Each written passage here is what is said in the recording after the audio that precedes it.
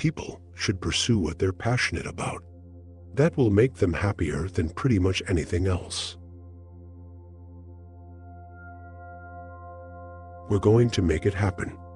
As God is my bloody witness, I'm hell-bent on making it work.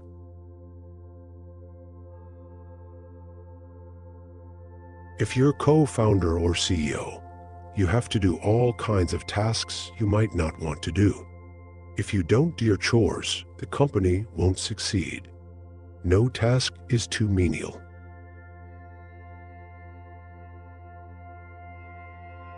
Selling an electric sports car creates an opportunity to fundamentally change the way America drives.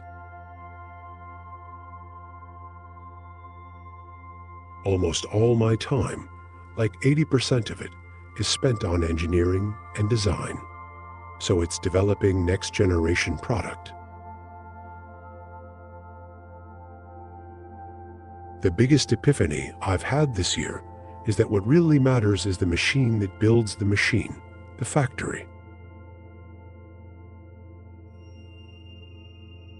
Some of the key phrases in the email that demonstrate Musk's emotional intelligence include how much I care. It breaks my heart, and so that I can understand.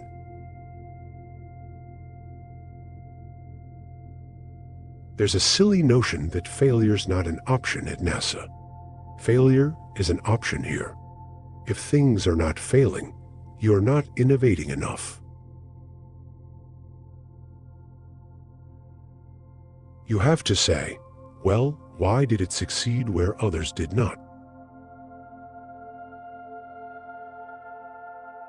I don't spend my time pontificating about high-concept things. I spend my time solving engineering and manufacturing problems.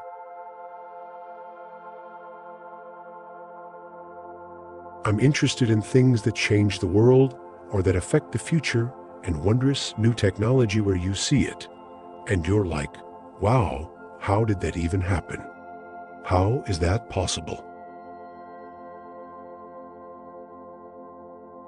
Starting and growing a business is as much about the innovation, drive, and determination of the people behind it as the product they sell. I think most of the important stuff on the internet has been built. There will be continued innovation, for sure, but the great problems of the internet have essentially been solved.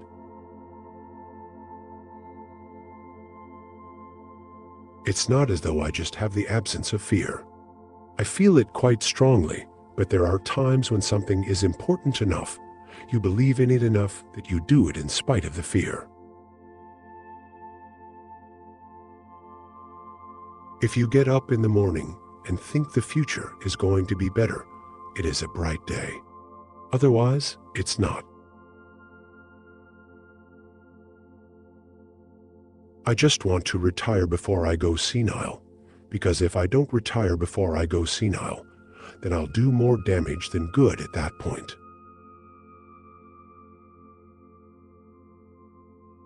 If anyone has a vested interest in space solar power, it would have to be me. When somebody has a breakthrough innovation, it is rarely one little thing.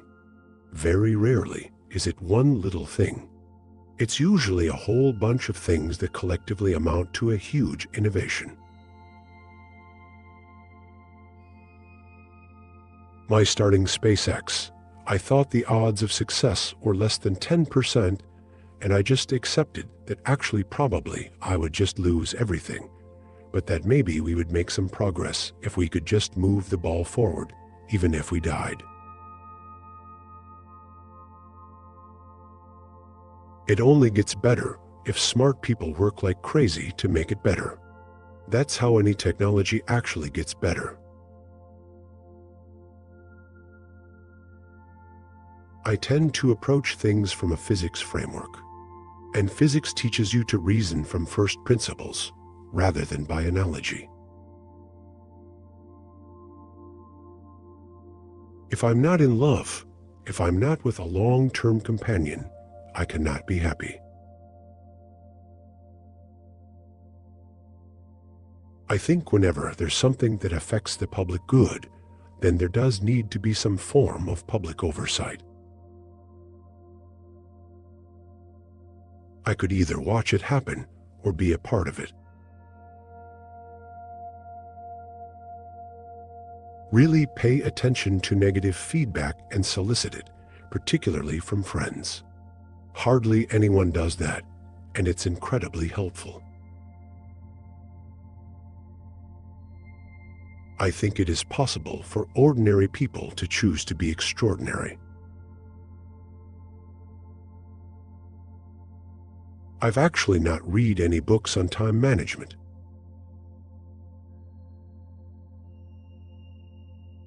Disruptive technology where you really have a big technology discontinuity tends to come from new companies.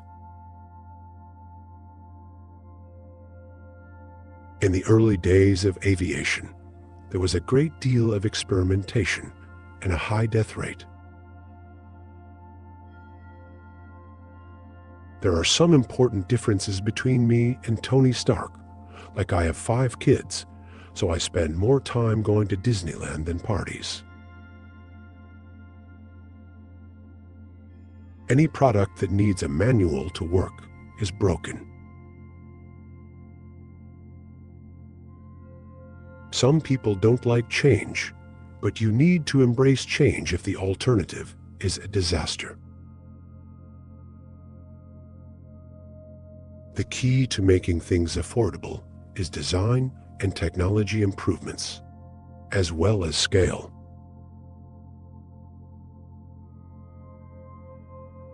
Research shows bosses who demonstrate high emotional intelligence make for better leaders and true team players. Every entrepreneur must answer this question. I was born in Africa. I came to California because it's really where new technologies can be brought to fruition, and I don't see a viable competitor.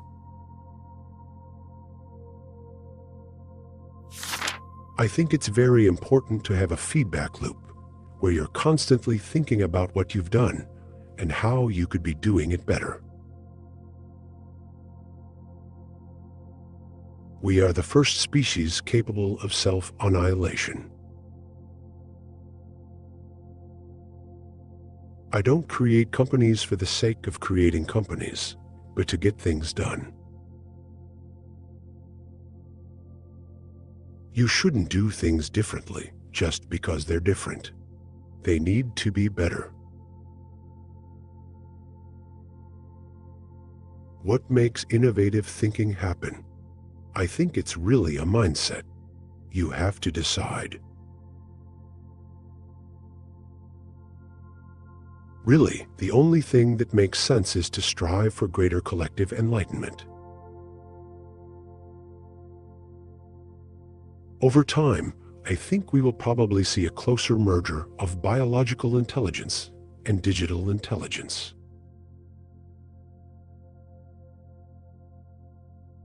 Facebook is quite entrenched and has a network effect. It's hard to break into a network once it's formed.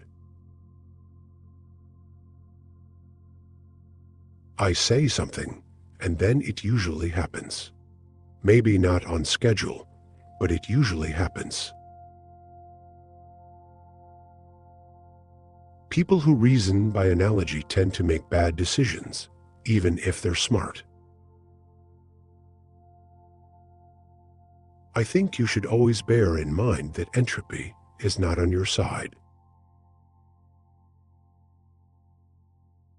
I'd rather be optimistic and wrong than pessimistic and right. Brand is just a perception, and perception will match reality over time. Sometimes it will be ahead, other times it will be behind. But brand is simply a collective impression some have about a product. People work better when they know what the goal is and why. It is important that people look forward to coming to work in the morning and enjoy working. Good ideas are always crazy until they're not. Failure is an option here. If things are not failing, you're not innovating enough. There are really two things that have to occur in order for new technology to be affordable to the mass market. One is you need economies of scale. The other is you need to iterate on the design. You need to go through a few versions.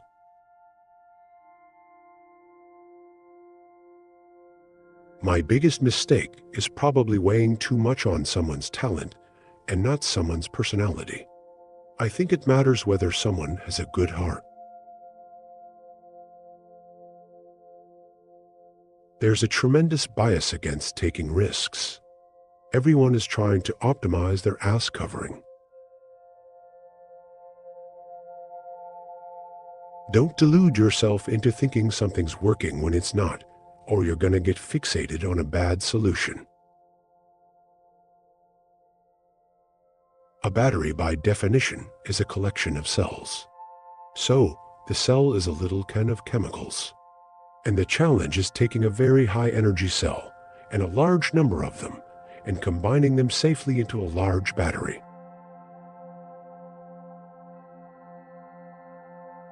Being an entrepreneur is like eating glass and staring into the abyss of death.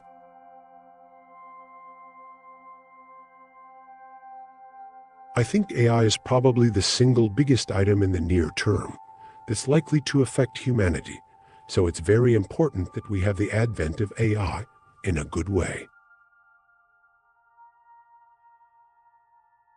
Talent is extremely important. It's like a sports team. The team that has the best individual player will often win, but then there's a multiplier from how those players work together and the strategy they employ. The first step is to establish that something is possible. Then probability will occur. In layman's terms, first principles thinking is basically the practice of actively questioning every assumption you think you know about a given problem or scenario, and then creating new knowledge and solutions from scratch, almost like a newborn baby. When Henry Ford made cheap, reliable cars, people said, "Nah, what's wrong with a horse?" That was a huge bet he made, and it worked.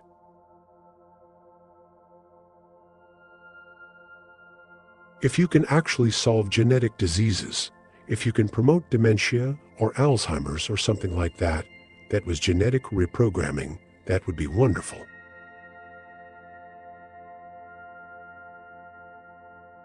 I don't think it's a good idea to plan to sell a company. I think that's the single best piece of advice. Constantly think about how you could be doing things better and questioning yourself.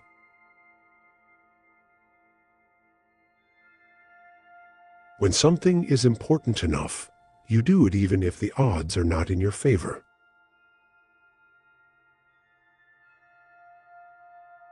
From an evolutionary standpoint, human consciousness has not been around very long. A little light just went on after 4.5 billion years. How often does that happen? Maybe it is quite rare. I wouldn't say I have a lack of fear. In fact, I'd like my fear emotion to be less because it's very distracting and fries my nervous system.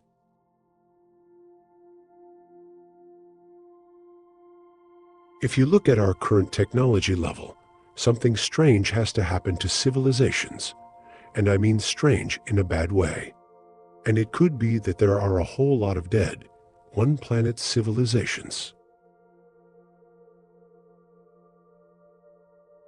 Man has the power to act as his own destroyer, and that is the way he has acted through most of his history.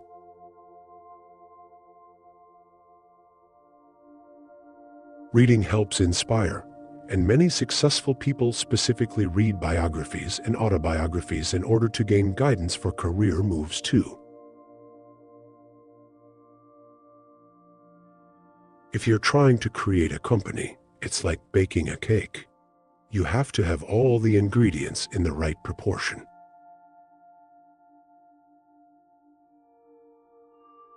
Life is too short for long-term grudges.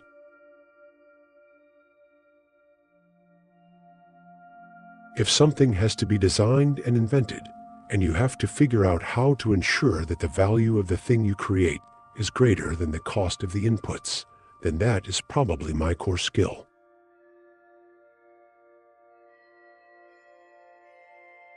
When I was a child, there's one thing I said. I never want to be alone.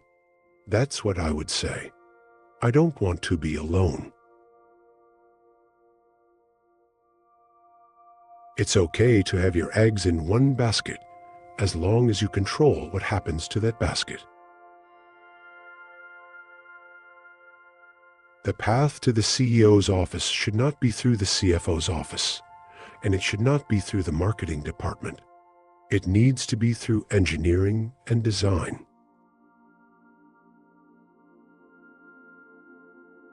Reading has been shown to enhance confidence, decision-making, and empathy, and can even prevent depression and relieve stress.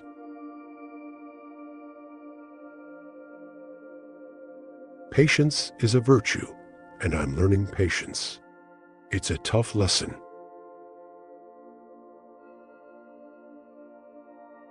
It's very important to like the people you work with. Otherwise, life and your job is going to be quite miserable. Persistence is very important. You should not give up unless you are forced to give up. Self-driving cars are the natural extension of active safety, and obviously something we should do.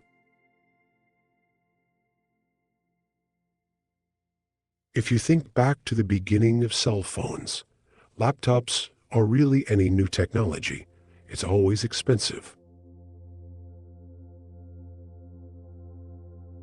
I think we have a duty to maintain the light of consciousness to make sure it continues into the future.